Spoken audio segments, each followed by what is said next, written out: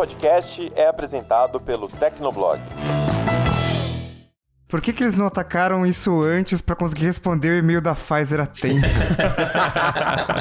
Putz, eles seriam salvadores da pátria, cara. A vacina teria chegado muito mais rápido. A gente ia ser exemplo no mundo. Não, compra aí que a gente paga. Não, é $10, é $20, é 30. Não, a gente paga, pode deixar. Tá fechado. Tá fechado. Vou esperar final 2021 já pra atacar servidor de e-mail. Pô, aí não dá.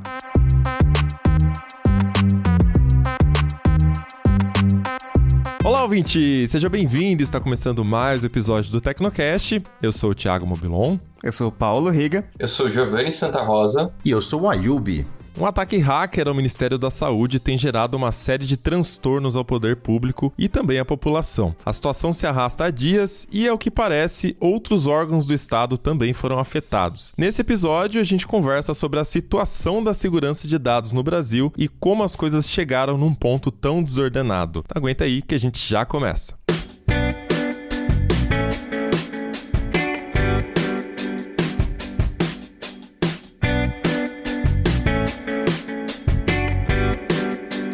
O assunto de segurança da informação é sempre relevante, só que nas últimas semanas, algumas notícias têm trazido ele novamente para o centro das discussões. A gente está falando aí dos cyberataques que o Ministério da Saúde sofreu. Nessa altura, você já deve ter lido alguma coisa sobre isso, né? As primeiras informações saíram no dia 10 de dezembro, que foi uma sexta-feira, e a cobertura, desde então, tem tentado dar conta aí de esclarecer tudo o que está acontecendo, porque tem muita informação contraditória sendo divulgada pelo governo. Então, começando ali do dia 10, na sexta-feira, a gente ficou sabendo que os sites do Ministério da Saúde estavam fora do ar. E o Conect SUS, que é o aplicativo pelo qual você tem acesso ao seu comprovante de vacinação, também não estava exibindo os registros. E aí não precisa nem explicar aqui, né, o quão importante é ter esse comprovante de vacinação no contexto atual que a gente está vivendo. Ele está sendo pedido em vários lugares, dependendo também de decisões locais. Então, ficar sem acesso a esse comprovante pode ser uma baita dor de cabeça ali para quem está precisando. Então, no primeiro momento, havia uma mensagem no site indicando que se tratava de um ransomware. O grupo responsável pelo ataque seria o Lapsus, que atua há pouco tempo, mas também já teria realizado aí outros ataques. Eles seriam responsáveis por um vazamento de dados da EA Games, por exemplo. Mas para quem não está muito ligado aí, né, o ransomware vem sendo um problema constante de segurança nos últimos 2 anos. É um ataque que sequestra o sistema de alguma empresa, algum órgão, e ele criptografa as informações. Então, para você ter acesso de novo aos seus dados, você é forçado a pagar ali em criptomoeda, geralmente, né, para eles liberarem o acesso aos seus dados novamente. Então, quem quiser saber mais, pode ouvir o Tecnocast 202, que a gente já falou também sobre esse tipo de ataque. E o Giovanni, que está aqui com a gente hoje, ele que está atuando na cobertura desse incidente com o portal do SUS, e pode explicar para a gente um pouco melhor os desdobramentos, né, Gil? Porque cada dia uma informação diferente, cada dia uma informação contraditória. O que a gente sabe de fato até agora?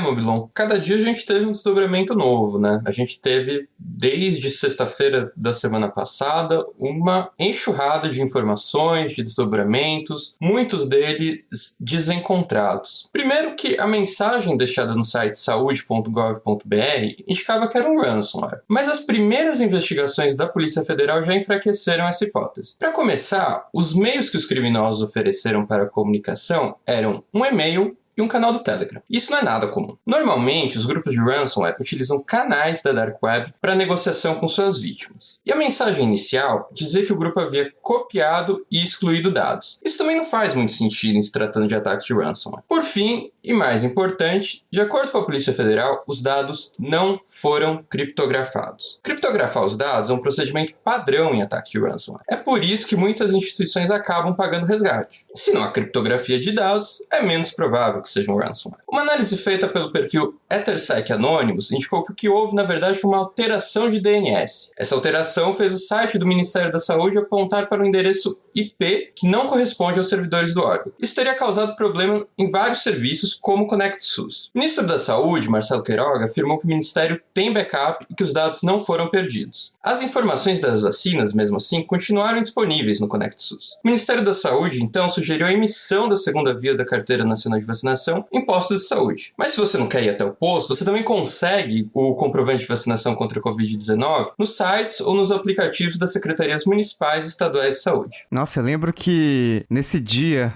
nesses primeiros dias especialmente que o Conect SUS estava fora do ar, tinha muita gente com dificuldade, né? Porque em São Paulo, por exemplo, você tem aquele aplicativo e-Saúde SP, então você consegue emitir, comprovar que você foi vacinado mesmo sem o Conect SUS e mesmo sem aquele papelzinho ali, mas em vários outros estados não tem. E aí, tipo, o que você faz, né?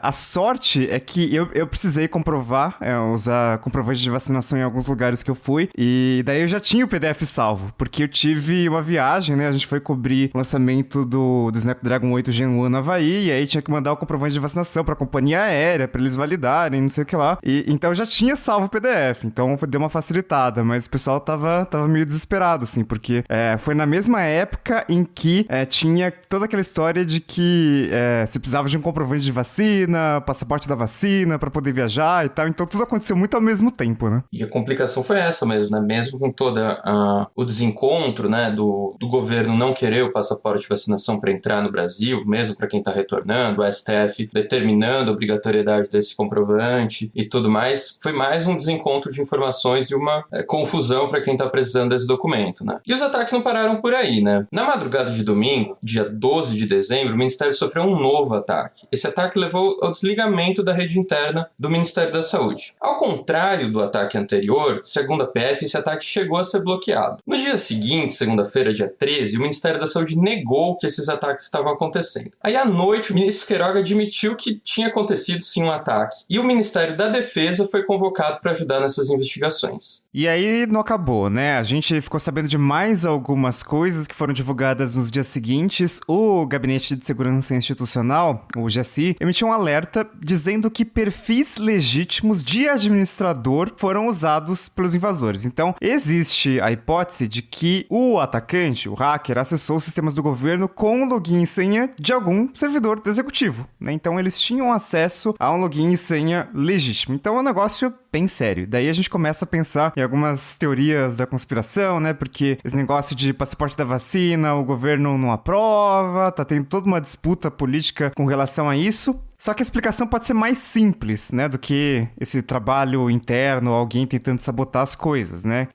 A explicação pode ser que os logins e senhas que foram usados para derrubar tudo isso aí podem ter sido vazados. Então, tem um levantamento da Harpia Tech, que é uma empresa de segurança cibernética, que diz que tinha mais de 500 logins e senhas vazados de servidores da saúde. Então, isso facilita bastante o trabalho de qualquer invasor. Tá ali, é só alguém chegar, pegar os dados e fazer o login. Também tem uma possibilidade de o ataque ter sido uma espécie de doxing, né? Que é uma ação feita para compartilhar informações sensíveis de um alvo específico. Doxing, ele é escrito D-O-X-I-N-G, mas o dox ali vem de documento. Então o hacker escolhe vazar os documentos de alguma determinada pessoa, de uma pessoa específica ali, né? O pessoal do Tilt apurou ali que um administrador de um site de doxing tá entre os contatos do Telegram que participaram da negociação com o governo. E o doxing pode ter vários objetivos, a gente não sabe ainda,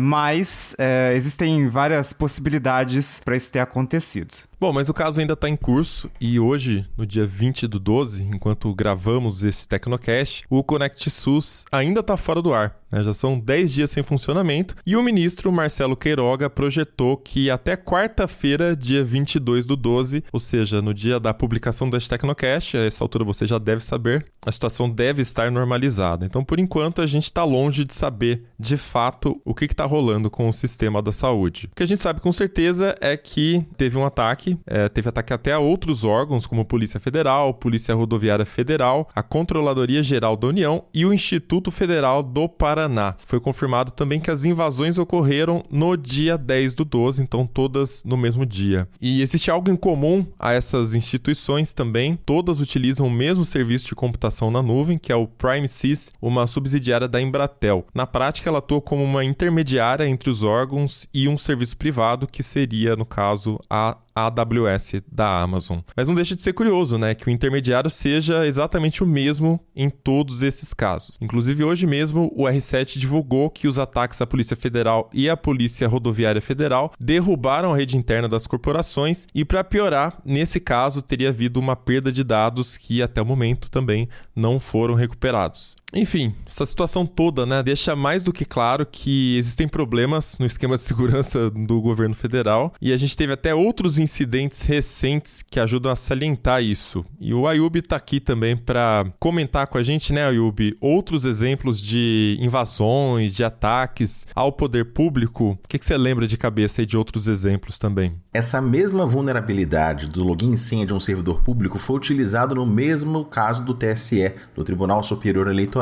A porta de acesso do atacante foi um login e senha de um funcionário terceirizado que tinha como função dele apenas fazer manutenção da telefonia IP. Quando a gente liga para o tribunal, diz que 1 para o departamento 1, 2 para o departamento. Só que esse mesmo login e senha permitia, através dessa VPN, acesso a toda a infraestrutura interna do tribunal e aí todos os servidores foram acessados. Então, parece que segurança da informação e governo são água e óleo, não estão se misturando. Esse padrão de não serem zelosos pelos logins, as senhas com poderes administrativos, o Riga fez o resgate da recomendação interna, da circular interna do governo de reduzir os privilégios. Então, muitos desses ataques, a gente tem visto esse padrão do vazamento de login e senhas. Há muito tempo, há muitos anos, não é uma questão dessa gestão de governo, a gente encontra na Deep Web a oferta, venda de logins e senhas privilegiados, não só de empresas privadas, como do governo também. Então, existe um mercado negro de venda de logins e senhas que tem esses poderes, a varinha de condão, de apagar, inserir dados, modificar instruções. Então, a gente está vendo tudo isso ruir de uma vez só, porque os mesmos hábitos e a mesma cultura da segurança da informação, ou a fraca segurança da informação,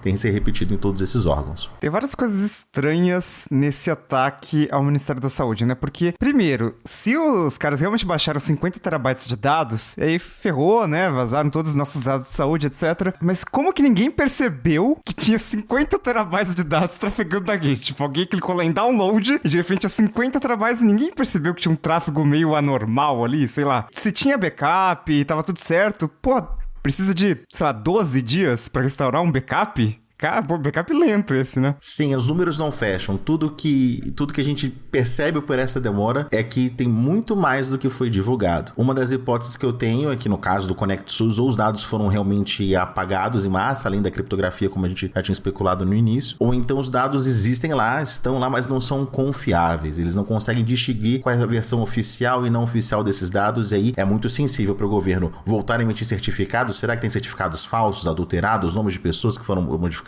Então a questão da confiança, da integridade desses dados também pode estar em jogo. E é curioso, né? Ano passado mesmo o governo aprovou a Estratégia Nacional da Segurança Cibernética, né? A e-Cyber, onde definia ali pontos para que os órgãos, gestões locais, federais, né, definissem estratégias para aumentar a segurança dos seus sistemas, o que seria implementado, o que poderia ser feito. Mas o que a gente vê até agora é que, né, o governo segue sofrendo ataques, assim, se for confirmado de fato um ataque, né, o que aconteceu ali, que são coisas muito básicas de segurança, né?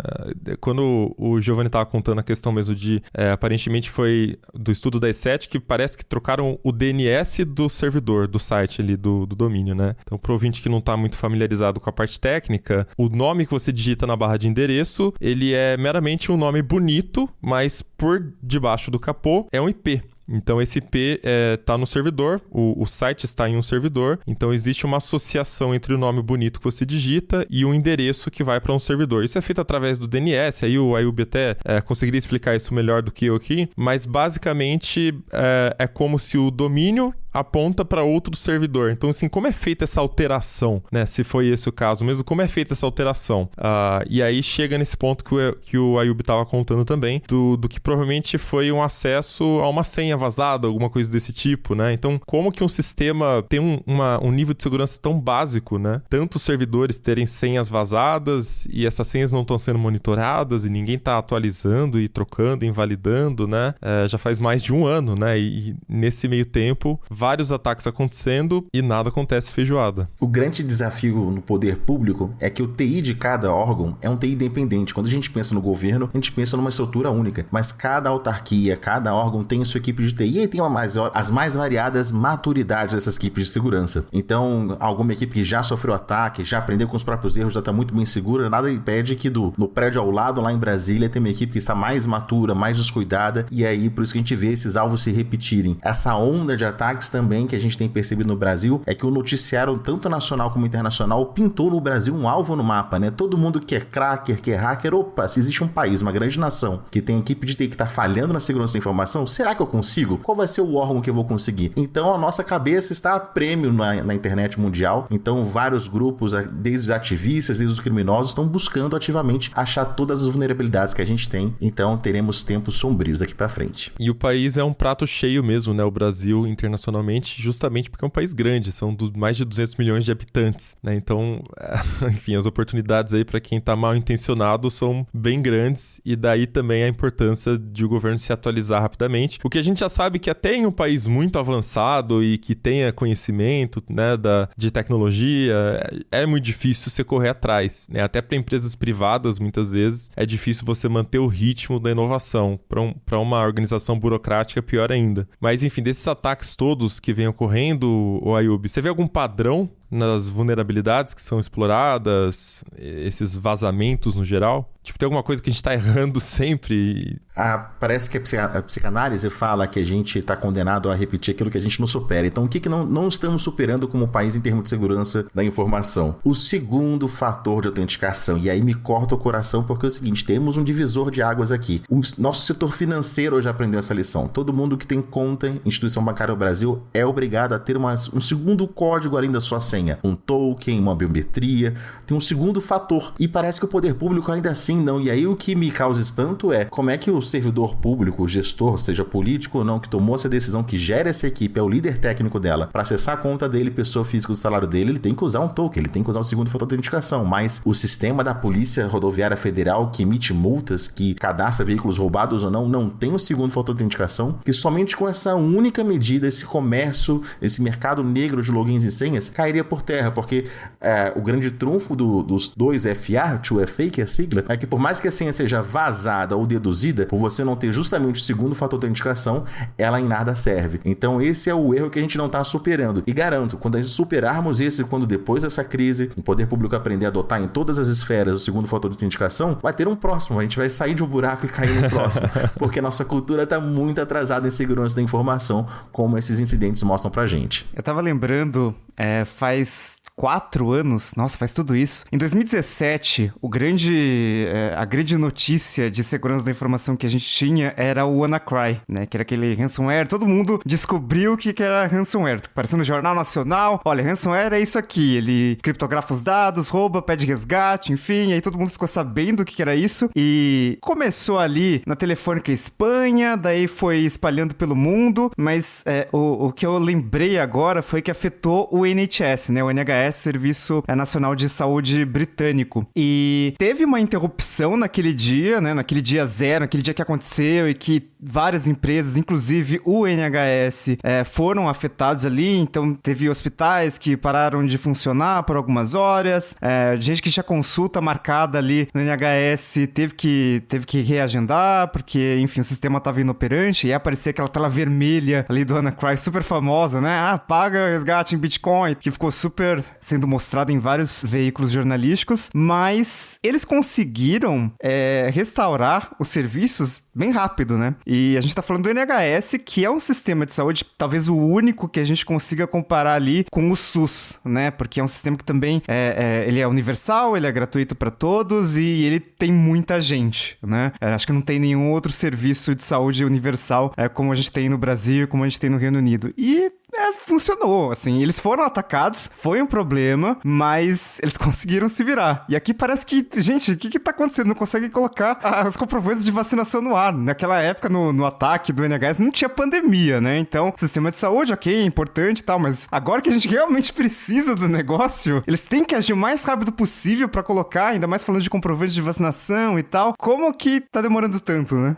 Isso pra mim, Ringa, é uma evidência de que eles não treinaram, não ensaiaram. Todo mundo que trabalha em grandes empresas está acostumado a fazer aquele teste de treinamento, aquele dia de treinamento do incêndio, né? Vamos evacuar o prédio. O pessoal da CIPA, nas empresas tem mais de 40 funcionários. Será que ninguém lá no governo, poxa, se a gente tiver uma pane, como é que a gente mantém os serviços essenciais do governo funcionando? Então essa demora, porque qual deve ser o plano de ação, não deve ter. Depois que acontece o incidente que eles devem pensar no que fazer. Então, até na comunicação social tem uma evidência disso, porque se há um treino, onde está o backup, quem aciona, como é que restaura, quanto tempo leva, tudo isso já foi calculado. Até pelas respostas que é dada à imprensa, que é dada a vocês, os veículos, sobre esse assunto, é uma evidência que nem as notas, nem os memorandos foram escritos, né? Se tivesse sido ensaiado, já tinha resposta pronta, copiar e colar de o que aconteceu em cada caso, quanto tempo vai levar, o que aconteceu. Então se desprepara nesse ponto. Então, felizmente, espero que o pessoal treine, né, para evacuação de incêndio dos edifícios. Tomara que os nossos servidores públicos como pessoas estejam protegidos, mas nossos dados ainda, pelo visto, não. E a gente teve outros problemas que aconteceram por causa desse ataque, né? Então, no dia seguinte já tinha vários estados que não divulgaram dados de vacinação, provavelmente porque o sistema que eles usam para divulgar esses dados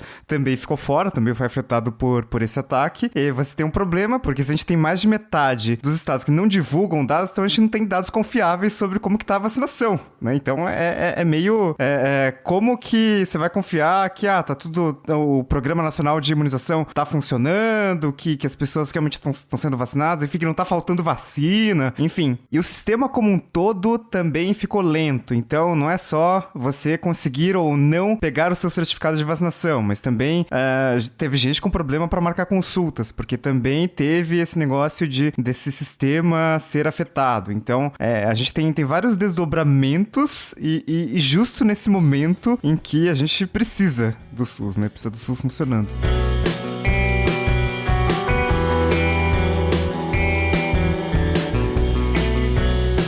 Ayub, você comentou um pouco sobre essa diferença, né, de que mesmo dentro do governo, o governo não é monolítico, você tem autarquias, ministérios, um é mais desenvolvido tecnologicamente, outro é menos. E eu queria colocar mais um elemento nisso aí, que é essa contratação da Embratel para contratar a AWS, né? A gente teve, no caso do Ministério da Saúde, dois momentos. Primeiro, um ataque às informações do Conect SUS, que estariam aí hospedadas na AWS pela Embratel, e em outro momento um ataque direto aos sistemas internos do Ministério. E aí eu pergunto, assim, qual que é o critério para você sublocar alguma coisa, você passar para uma subsidiária, passar um sistema para uma AWS, outro sistema você fica internamente? Como é que tecnicamente é essa escolha? Interessante que você pergunta. Vamos colocar uma lupa nesse assunto. Então, por que o governo, que tradicionalmente tinha um parque de servidores gigantescos, data centers próprios, equipe de TIs próprias, está colocando na mão de uma empresa estrangeira, uma empresa americana, intermediada para uma empresa também estrangeira, que é o grupo da Primesis, para poder armazenar nossos dados dos brasileiros, dados sensíveis dos brasileiros. Há muitos anos atrás, eu participei de um debate sobre isso com o governo. Ainda na época existia o Ministério do Planejamento, da mesma forma como vocês me chamaram, um cara do mercado, para poder bater um papo e entender melhor do assunto, me chamaram lá em Brasília para falar sobre segurança digital governamental, era mais ou menos o título da palestra que eu apresentei. Falei cerca de 1 hora, fiz um recorte do que eu achava importante, e eu percebi que as perguntas eles eram muito voltadas nessa ideia da nuvem. E eles me explicaram o seguinte, que nessa miríade de várias autarquias pelo Brasil inteiro, em 5 mil municípios, a gente tem TIs bons e TIs ruins. E a maioria era TI ruim. O que é o TI ruim? Eles deram exemplo de existem órgãos públicos, secretarias, departamentos em que os servidores, o equipamento, o servidor, né?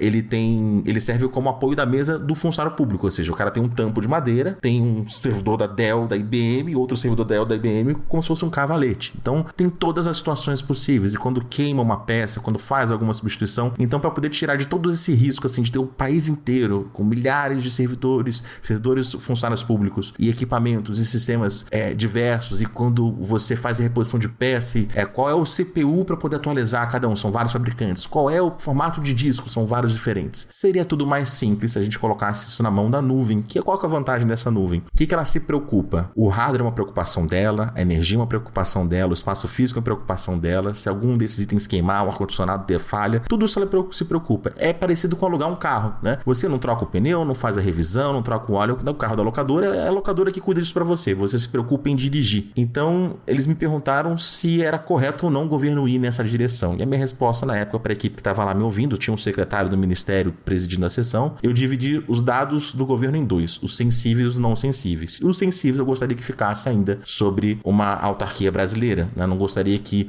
uma outra soberania tivesse acesso, até porque algumas, como os Estados Unidos, têm leis secretas, têm leis de vigilância que não passam, inclusive, pelo judiciário. Então, eu falei até para eles, eu não gostaria que meu imposto de renda tivesse num servidor lá no exterior, né? Prefiro que isso esteja aqui como é hoje no SERPRO. Então, eles me deram um feedback positivo, falaram que estavam ouvindo várias pessoas do mercado, e naquela época, o lobby talvez seja uma palavra pesada, mas representantes comerciais das nuvens estavam oferecendo muito serviço ao governo. Olha, governo, vamos para a nuvem, as empresas estão fazendo isso, e faz sentido. O mercado se foi nessa direção, né? Por que não o governo também tiraria equipamentos próprios e colocaria na tal da nuvem? Então, é esse o movimento que o governo fez, então não é um absurdo o governo ter uma infraestrutura na nuvem. A segunda parte, por que um intermediário? Por que um broker? Isso acontece pela forma como o governo compra. O governo não pode simplesmente ir lá comprar com cartão de crédito algum serviço. Ele tem um processo super rigoroso chamado licitação. E a licitação tem uma série de exigências. E as exigências que os servidores públicos que redigem os editais, redigem o documento, eles são espertos. O que eles fazem? Como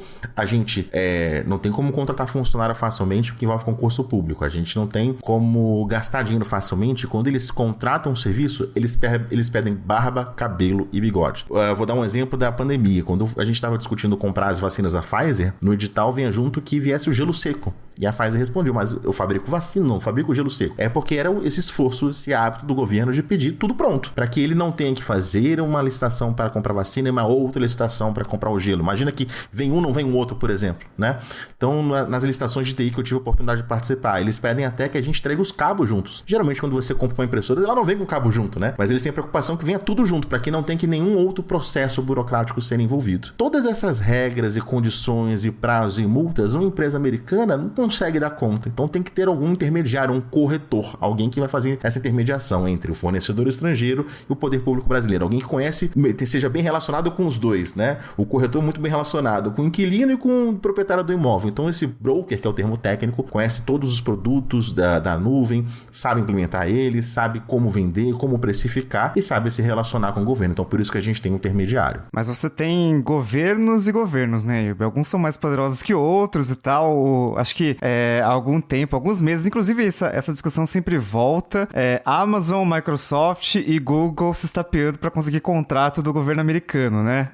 Acho que as três conseguiram algum contrato, e um contrato do governo americano, seja, sei lá, da agência de defesa, enfim, bilhões de dólares, assim, que chega ali nos cofres da Amazon, Google e Microsoft. E hoje você tem ali na AWS, por exemplo, o GovCloud. Acho que só tem nos Estados Unidos, em algumas regiões ali, e daí, inclusive, dependendo do órgão do governo, são mais de 7 mil ali agências do governo americano que usam os serviços da AWS. Você tem como definir, então esse dado, ele é confidencial. Então, é um nível de segurança. Esse dado é secreto, então já é um pouco maior, e tem o altamente secreto, que é tipo, não pode vazar de jeito nenhum. Daí você tem alguns níveis de segurança, né? Mas é o governo americano, e a Amazon é uma empresa americana, daí, e eles querem os bilhões do governo também, um contrato bastante vantajoso. Então, eles conseguiram. Aqui no Brasil, isso parece um pouco mais difícil, né? Muito mais difícil. Nosso comprador público, né? Quem redige as licitações não estão tão antenados e tão caprichosos como têm sido os licitadores lá nos Estados Unidos. Então, por exemplo, essa diferenciação de dados que você fez, imagine um disco rígido que entrou em pane, queimou. E nesse disco rígido estão dados sensíveis do governo americano. Lá, nessas condições, nesse produto específico, existe todo um planejamento e um caminho de como esse disco rígido vai ser descartado para que ninguém consiga lá no lixo recuperar esses dados. Será que no Brasil tem uma preocupação parecida? Sinceramente, se existe, eu nunca tive contato com ela. Nem quando eu estava lá, me foi perguntado, e nem vendo a documentação. Então, tanto que eu vou dar mais uma evidência também, um outro papo que eu tive com outra autarquia. Recentemente, esse ano, estava dando uma palestra no Ministério da Economia sobre segurança também digital, e me tocaram, antes dessa crise do Conect SUS, e me fizeram uma pergunta muito interessante aqui. Ayub, se a gente está hospedando infraestrutura na nuvem, por que eu tenho que investir em segurança da informação? Que era o tema da minha palestra. E aí tem uma divisão clara que tem que ter. Quando a gente contrata a nuvem, a gente está alugando um hardware, então quanto a comparação que eu fiz de alugar um carro, a forma como você dirige, não tem culpa a locadora se você bateu o carro, se você parou no estacionamento proibido, foi rebocado. Então, essa ideia de que está na nuvem, alguns servidores públicos, até nas empresas, têm a impressão de que não, se eu estou na nuvem da Microsoft, na Google, eu estou protegido pela segurança da informação do Google, da Microsoft, da Amazon. Não, senhor. Você ainda continua sendo responsável pelos seus dados. Então, essa confusão, esse imaginário também prejudica muito e eu percebo que isso também respinga na esfera pública no Brasil. Dá pra fazer analogia também com alugar uma casa e dormir à noite sem trancar o portão, porque, o bairro é bom, a casa é boa. Não adianta nada, né, querido? Se você não trancou o portão, vai entrar gente do mesmo jeito. Dizem que o jeito mais fácil de explicar o que é nuvem é só dizer que é um servidor de outra pessoa, né? Então, basicamente, você não tem, não é tipo uma coisa super mística que inventaram e vem do nada e as coisas simplesmente acontecem. Não, é um computador, um servidor operado por uma empresa, mas até aí o que você vai rodar com esse servidor, enfim, você só não tem o hardware, né? O hardware é de responsabilidade dessa empresa. Agora, todo o resto não tem o que fazer, assim, você tem que investir em segurança. Eu trabalhei numa empresa que tinha uma nuvem que a gente oferecia para o mercado brasileiro, inclusive para instituições financeiras, e o pessoal do marketing não gostou de uma ideia minha, que era comprar aquelas máquinas de fumaça que tem em boate, em balada, pra gente poder ligar quando o cliente vem e falar assim, seja bem-vindo à minha nuvem, abrir a porta assim. O pessoal não teve senso de humor à altura para poder topar a minha ideia, porque é exatamente isso, é só o computador de outra pessoa. O marketing ia funcionar muito bem, pelo menos, né? Gostei dessa ideia. Ayub, a gente viu também ao longo dessa semana o envolvimento do Gabinete de Segurança Institucional, depois do Ministério da Defesa, para tentar entender o que aconteceu tanto no Conect SUS quanto nos sistemas internos do Ministério da Saúde. Como é que é feita uma investigação desse tipo? Quais são as evidências? O que tem de prova? O que tem de pista? Como que você vai atrás de quem alterou o sistema, quem invadiu o sistema, quem teve acesso aos dados? Como é que isso é feito? Olha, se tem o pessoal que tá com um dia ruim, quem teve aqui um dia ruim, pode apostar que o pessoal do TI do Ministério da Saúde, quem tá investigando o caso, tá com um dia pior ainda. Porque no caso do pessoal da investigação que a gente tá falando, os crimes digitais têm uma característica que eles não costumam deixar evidência forense. Então, um crime com uma arma de fogo, uma arma branca, alguém que invadiu um imóvel tem apegado, o DNA, o fio de cabelo, todos os crimes do mundo material, essas evidências são fáceis e é justamente esses profissionais, são as polícias que fazem esse tipo de investigação, mas quando chega na esfera digital, o buraco é mais embaixo. E naturalmente, os criminosos tomam, e até os ativistas, cuidados especiais para não serem identificados, de colocarem camadas, proteções de anonimização para que eles não sejam identificados. Então, pode ser que, por mais que faça uma investigação forense, pode-se montar a linha do tempo do que aconteceu, mas chegar a essa autoria é muito difícil, a não ser que tenha algum deslize por parte do grupo e das pessoas que estão perpetrando esses ataques. Foram tipo 50 terabytes de dados. É tipo, alguém chegou na casa de alguém, um ladrão chegou na casa de alguém, roubou uma geladeira, saiu com a geladeira nas costas e ninguém viu. Como assim? Eu fico indignado com isso. Olha, se roubam geladeiras em hospitais e creches, que dirá uma geladeira digital de 50 terabytes. Então, sabe aqueles filmes que a pessoa invade secretamente a sala do diretor do mal lá, e aí ela pluga o pendrive, dá cópia e fica lá, tipo assim, copia logo, tipo, 50 terabytes, a pessoa ia ficar, sei lá, uma semana batendo o dedo ali, sabe? É muito dado. Eu quero essa internet a fibra aí, que é muito boa. Imagina, sei lá, em quanto tempo que eles conseguiram, enfim.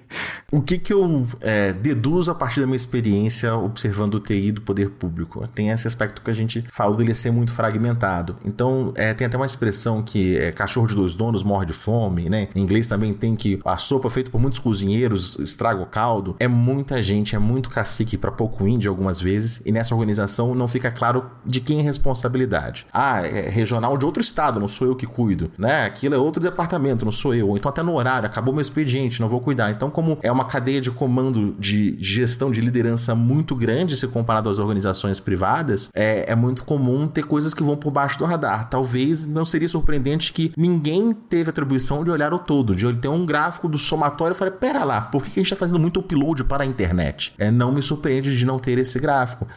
E faça um paralelo, não é só uma dedução minha, faça um paralelo com o caso concreto que a gente sabe do TSE. O invasor ficou por meses passeando pelos servidores internos e só depois de meses que causou a seguinte estranheza. Por que o TRE de um estado está mandando dados para outro se um estado não troca dados com outro? Sempre é com Brasília, né? A partir dessa estranheza que eles começaram a buscar e descobriram, existe uma pessoa que não é nenhum de nós que está passando pelos servidores. servidores. Então, levou meses pra alguém ter tido essa de bater o olho. Pera lá, esse quadro não tá nesse lugar certo, sabe? Alguém mexeu nesse vaso, né? Fazendo uma comparação com os filmes em que alguém invade a sala do diretor lá da escola. Então, a leitura que eu tenho é essa. Não tem um controle central unificado que tenha a visão do todo. É tudo muito compartimentalizado. Então, cada um tá vendo uma parte da figurinha, ninguém tá com um zoom out olhando todo. E aí é só um prato cheio pros atacantes. Ou seja, dá a impressão que o TI do governo, até por essa questão que você disse, né? Que é tudo descentralizado ali, ele realmente trata o digital como se fosse só mais uma ferramenta, né? Tipo, é só uma soluçãozinha que eu tô colocando aqui pra ajudar, e geralmente é mal feita, né? Aquela coisa, até pela burocracia que é pra conseguir a licitação, conseguir colocar qualquer sistema no ar. Não tem uma coisa estruturada, de fato, pra cuidar de todos os aspectos que envolvem colocar um sistema no ar. Ainda mais um sistema de um governo de um país com 200 milhões de pessoas, né? Que é uma coisa extremamente crítica. E a minha preocupação de tudo isso que a gente conversou, parece que água e óleo não se misturam. Será que na forma como o nosso governo funciona, por licitações, por concurso público, por ter essa relação com o mercado privado, de ter essas grandes autarquias separadas em múltiplos TIs, será que esse modelo de gestão pública dá conta do desafio atual da segurança da informação? Eu tô chegando à conclusão com o passar dos dias que não, porque cada vez mais a gente é surpreendido pelo noticiário, a cobertura que vocês fazem, que mais um erro crasso, mais um erro básico de dicas que a gente dá para o usuário doméstico sobre a sua conta pessoa física, sobre o seu WhatsApp, sobre o seu e-mail. Um grande órgão responsável pela saúde de todos nós não acaba dando conta, não acaba executando essas recomendações. Então, algo na base tem que mudar, e aí a gente do mercado privado está totalmente interessado, uma questão de honra, uma questão de brasilidade de ajudar o poder público a reformar esse modelo, mas da forma como está, o fracasso é certo.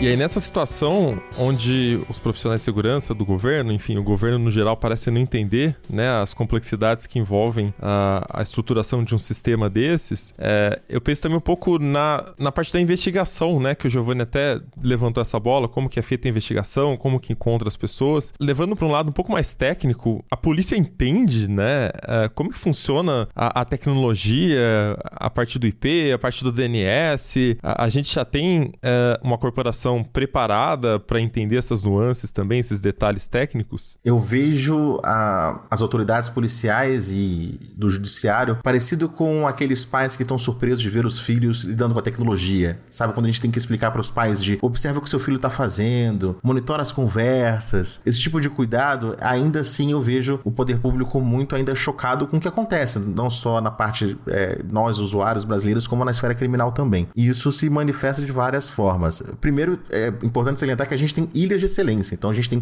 pequenos grupos que são ases na investigação, ases no TI, só que são apenas ilhas. Na verdade, acho que o nosso poder público, né, no geral. Então a gente tem ilhas na saúde, hospitais de grande excelência de ponta e muitos hospitais ruins, né? Escolas de excelência e também escolas que são muito ruins. Então isso acaba se manifestando também da mesma forma na esfera policial. O exemplo mais recente que me surpreendeu muito negativamente foi o caso da última invasão do TSE, em que as evidências forenses que foram coletadas tinham endereços IP utilizados por uma VPN famosa comercial. E o perito da Polícia Federal pegou aqueles endereços IPs, consultou num sistema chamado RUIS, que a tradução seria quem é, e identificou a titularidade desses IPs. E ele se deu conta que era de uma empresa no Panamá. Bom, não é surpreendente uma VPN ter uma sede no Panamá, que é um paraíso não só fiscal, mas também você tem o sigilo dos sócios das empresas. Tem uma série de privilégios que pessoas jurídicas têm no Panamá. Um deles você não sabe quem são os donos de uma pessoa jurídica no Panamá. Só que aí o fiapo dele parou por aí. E eu lendo o inquérito, eu fiquei, meu Deus do céu, se tivesse conversado comigo, a gente ia além. Por quê? Esses endereços IPs, o fato de eles terem uma titularidade, nada diz sobre a localidade dele, né? Então, por exemplo, a titularidade dos IPs do Google, se você consulta no RUIS, é Estados Unidos, mas existem IPs do Google que estão no Brasil. E se você fizesse o trace route, o traçar a rota para esses IPs, eles estavam em São Paulo, aparecia Guarulhos no reverso de DNS deles. Então, como eles estavam em jurisdição brasileira, eles poderiam sofrer uma busca e apreensão e, quiçá, ter algum log que poderia apontar, inclusive, o IP real de quem acessou os servidores internos do tribunal. Então esse é um exemplo claro de que faltou ou perícia, ou talvez até malícia, ou tempo. Às vezes tem qualificação, mas não tem tempo, pressão para entregar. Tem uma série de variáveis. A gente não pode carimbar em perícia em todas as ações, mas por quaisquer motivos que sejam, houve um prejuízo na investigação, que eu vejo que seja o juiz ou a Polícia Federal falou, opa, como envolve uma outra soberania, nossa investigação para por aqui. Não tem o que fazer com o endereço de IP do Panamá, mas não se deu conta que era uma empresa sim de titularidade panamenha, mas com servidores aqui de VPN no Brasil. Então a gente teria uma chance de conseguir alguma pista, alguma trilha forense. Outro exemplo que eu dou toda vez que tem esses bloqueios de WhatsApp, né?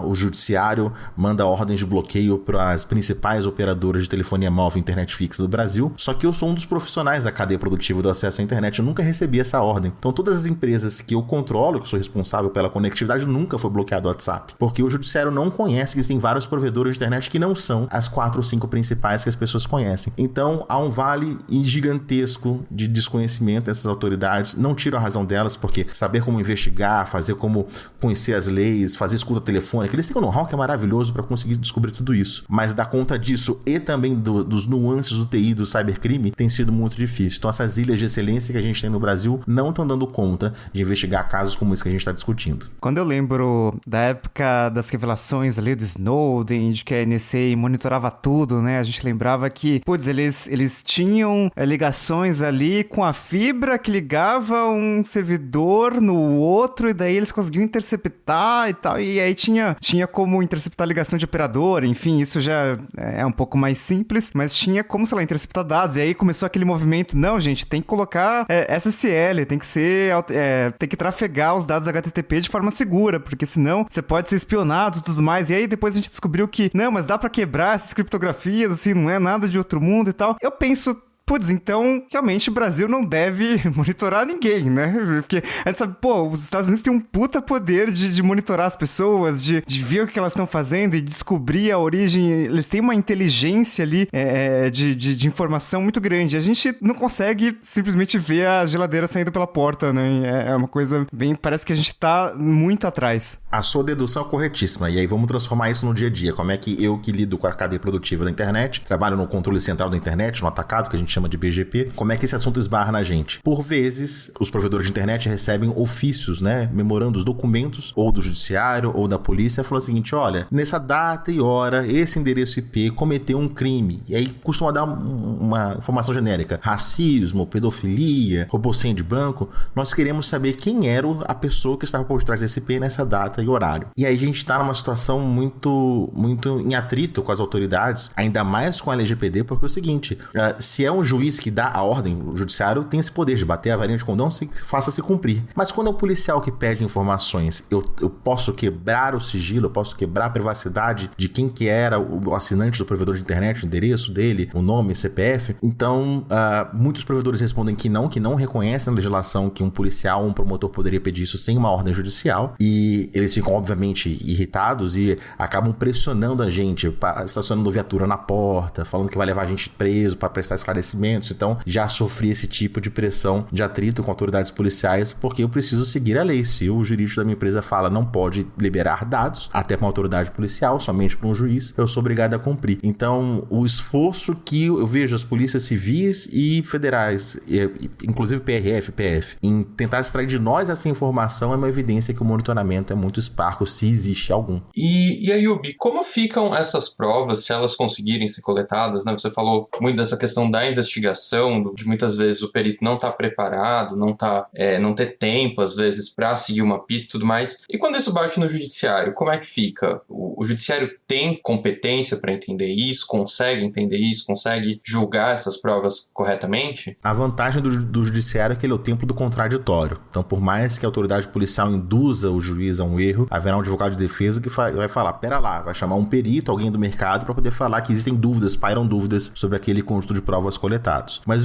já pensando nisso, eu vejo que o esforço do policial é pegar outras circunstâncias. Então, não só o log, não só os endereços de IP, não só as evidências que vão ser coletados, no caso principal que a gente está falando do Ministério da Saúde, mas se ele suspeita de alguém, de algum grupo, fazer uma escuta telefônica, uma busca e apreensão, e aí no notebook do cara, no telefone do cara, achar conversas em que ele assume a autoria, em que ele se gaba disso para alguém. Então, pela lateral, conseguir outras evidências que não são aquelas que estão coletadas no ponto onde o crime aconteceu, que foi um órgão público invadido. Então essa é a melhor chance que a gente tem de conseguir levar, conduzir à força da lei quem cometeu esses crimes, mas com o passar do tempo está se provando que isso vai ser cada vez mais difícil. Porque o crime, mesmo que ele seja num ambiente virtual, ele tem uma ponta no real e tem uma série de circunstâncias que são físicas, né? Não tem como. Uma troca de mensagens, uma movimentação financeira, esse tipo de coisa foge do ambiente virtual e é mais acessível para investigação, acredito eu. Até lembra a questão do Bitcoin, né? O Bitcoin é anônimo e não sei o que lá. Olha, ele é anônimo até certo ponto. Na verdade, se você olhar a blockchain, ele vai ter todos os registros de qual endereço o Bitcoin foi transferido o ativo ali, né? Mas se a pessoa, na ponta, sacar esse dinheiro, transformar em dinheiro de verdade, transformar em algum produto, enfim, dá pra chegar até essa pessoa, né? Você tem todo o registro ali, então... Siga o dinheiro, follow the money. Uhum. Aí, a gente pensou em várias coisas, ransomware, talvez não seja, não faz muito sentido, e sei lá, se foi algum grupo externo, como que eles conseguiram coletar tantos dados, enfim, mas você tem alguma hipótese sua, né? Você também acompanhou esse caso nos últimos dias? Tem alguma coisa que talvez a gente, ou a mídia, ou as investigações não estejam vendo, e você pensou, será que foi isso? Olha, se a gente fosse fazer uma aposta, minha aposta seria no seguinte cenário. Com as peças que a gente tem do quebra-cabeça, que é bastante incompleto, e às vezes peças entram e saem, né? Notas públicas que são ditas e desditas, eu entendo que foi um grupo que não tinha nem do princípio o objetivo do ransomware, como eles mesmos colocaram no manifesto no site do Ministério. Eles queriam causar esse debate, essa perturbação, essa comoção, se gabar do feito que eles estavam fazendo. Então vejo mais uma coisa de ego do que um objetivo financeiro. E a dificuldade de restabelecer os serviços, eu imagino que os dados tenham sido apagados e que o backup sim está difícil de fazer e que eles estão em dúvida de se os backups estão íntegros, há quanto tempo esse invasor tinha acesso aos dados, se ele mudou os dados há muito tempo atrás. Então se a gente fizer uma máquina do tempo, tem backup de 15 dias atrás do incidente, será que 15 dias atrás ele não colocou algum temperinho, alguma sementinha, mudou algum dado? Então a dúvida sobre a consistência desses dados eu imagino que seja a principal causa para a demora em restabelecer o serviço, por mais que eles tenham alegado que nada foi perdido. Seria uma forma da gente entender essa alegação do que nada foi perdido. E sobre os 50 terabytes de dados, eu suspeito que é simplesmente uma cortina de fumaça, de que eles não fizeram esse download nesse volume